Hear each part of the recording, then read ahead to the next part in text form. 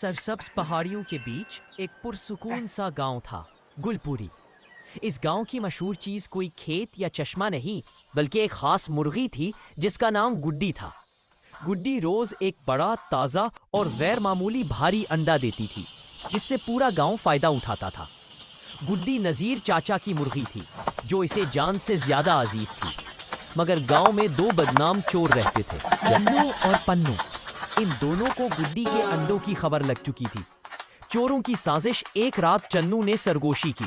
पन्नू, अगर हम गुड्डी को पकड़ ले तो उसके अंडे बेचकर हम अमीर हो जाएंगे। पन्नू ने आंखें चमकाते हुए कहा, सिर्फ अंडे क्यों, मुर्गी को भी बेच देंगे। दोनों ने फैसला किया कि आज रात गुड्डी को चुरा लिया जाएगा। रात का छापा आधी रात को, जब पूरा गांव सो रहा था। दो साए खामोशी से नज़ीर चाचा के सहन की दीवार फलांग कर अंदर दाखिल हुए। चांद की मध्यम रोशनी में बस गुड्डी की कोठड़ी नजर आ रही थी। चन्नू ने आहिस्ता से कहा, पाँव हल्के रखो, मुर्गी जाग गई तो सारा गांव जाग जाएगा। लेकिन जैसे ही वो कोठड़ी के करीब पहुंचे, पन्नू का पैर पानी की बाल्टी से टकरा गया। बाल्टी गिरते ही छनक की आवाज पूरे सहन में गूंज उठी। गुड्डी की होशियारी, गुड्डी जाग गई। उसने फौरन खतरा भांप लिया।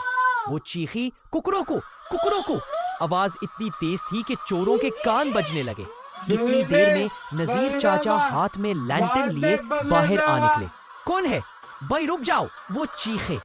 चन्नू भागने लगा, मगर दीवार फलांगते वक्त उसकी शलवार कांटेदार झाड़ी में अटक गई। पन्नू ने उसे खींचने की कोशिश की, मगर दोनों धड़ाम से नीचे गिर पड़े। शोर सुनकर गांव वाले लालटीने और डंडे लेकर दौड़े।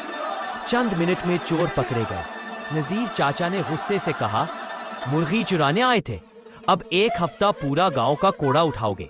चन्नू और पन्नू मन लटकाए सफाई करने लगे, जबकि गड्डी उनके पास से बड़े फख्र से गुजरती रही, जैसे कह रही हो, हिम्मत है तो फिर आना। सबक चोरी का अंजाम हमेशा बुरा होता है। अक्ल छोटी हो तो छोटी सी मुर्गी भी बड़े चोरों को हरा देती है।